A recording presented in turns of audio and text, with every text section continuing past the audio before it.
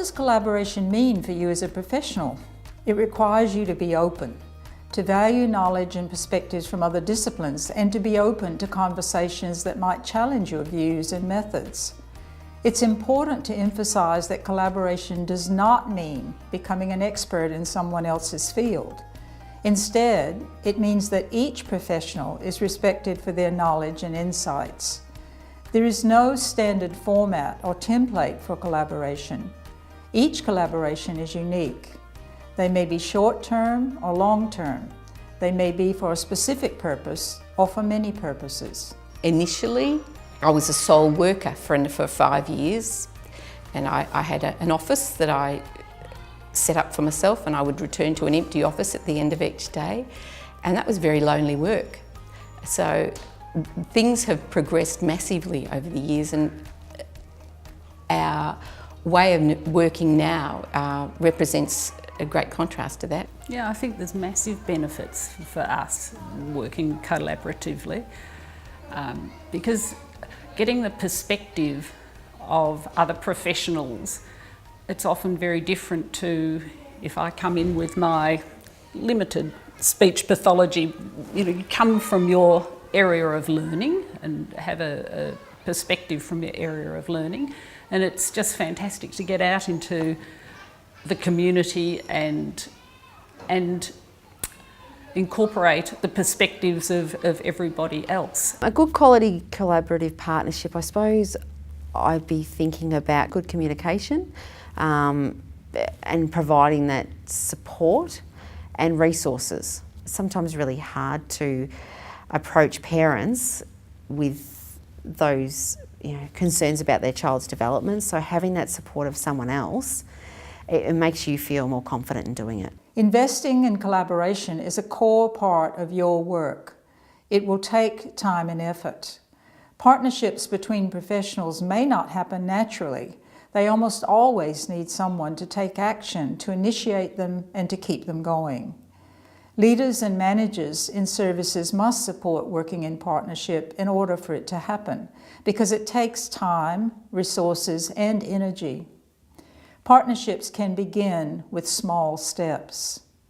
It's really about getting the nurses involved in what our educators do, but also learning from what the nurses do, and how that links and how that marries up to what we do to achieve the same goal has been quite challenging, but at the same time a great learning, because we're now moving in that same vision. But it has taken almost 4 years to achieve that. So we've made a point of being very involved with the childcare and the kindergarten and being available to them. We have a half an hour once a week, both of the nurses, where we go into the rooms and we are available for questions that they may have, concerns that they may have about any particular children.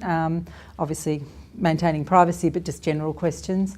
We're often caught in the kitchen too. It's a very informal thing as well. It is interesting because most of us work in either an isolated centre or a centre that's co-located but not necessarily integrated.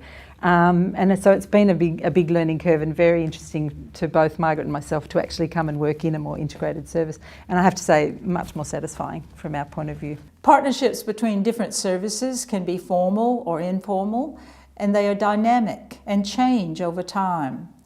The most important thing is that a professional partnership meets the needs of each child and family, and that it allows early childhood professionals to work in constructive and positive ways. Grown now to about 370 students.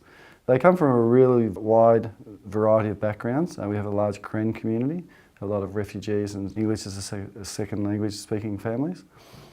So the Community Hub supports that, in that there are many agencies that work together to support those new members of our communities to be functioning in our schools and our children to be in their classrooms. It was a really great opportunity and something that's worked really well for us. This isn't an inward-looking school, that we're an outward-looking school looking for opportunities to work with partners, not gain from partners. That's a very fundamental difference, that we be an active member in the partnership and just not take the educational outcomes, but try to find ways to help those partners deliver their services. So whenever we've got an event or something happening, we'll make sure that the partners are told what's happening, offered spaces here.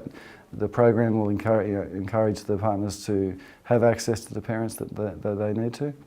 So we've always got to think about those things, about how we can, and it's an ongoing process about how we can work well together. We've also tried to get people to think about not just the community hub being a space, a physical space, but about a way of working together, that we ultimately have children at the centre, families at the centre of what we're doing. Maternal Health Clinic has the interests of newborns and preschool children in the centre of what they're doing, the same way that we ultimately will work with those children in the prep to 6. So the work that they've done in the beginning supports us. So we have to consider and remind ourselves always that we are in this together, that we're looking at supporting a whole family and making the most opportunities for a whole community. The two things that I'm always banging on about are communication and relationships, building those relationships with families so that they feel they have somebody they trust and can communicate openly with at the school. Well, I think that's where having a role like mine's actually really key, because you do need somebody who can be the conduit for all the different partners and to do it's really partnership management and be able to keep communication flow and be available to talk about any sort of hiccups, concerns about whether people are aligned in their vision for what's happening. You need to bring other people on board sometimes if there are gaps, and so teachers, I find that in schools, teachers in the classroom often don't have time to do that, and even sometimes leadership might have release for maybe one day a week to do it, but that's not enough. So having that coordination role of somebody who can keep the umbrella view is really vital. Having leadership, that definitely one of the key things is leadership who are open to collaborative practice, because sometimes it takes changing some of the practices of the school in order to do that. Well, the main benefits are that they have then a wealth of experts at hand. I think that when people work together, it's like asset-based community development. All the skills of those people come together to enhance the whole. So I find that it means that there are people to bounce ideas off. It makes you think outside the box. Sometimes it helps you get outside your paradigm of whatever your program is, and it helps you really put the clients at the centre. It makes good sense to work in partnership with other professionals and services. If you already collaborate with other professionals and services, think about how you can strengthen those relationships for the benefit of children and families. Whether or not you can identify any strong partnerships that you have currently, what steps can you take to initiate new partnerships?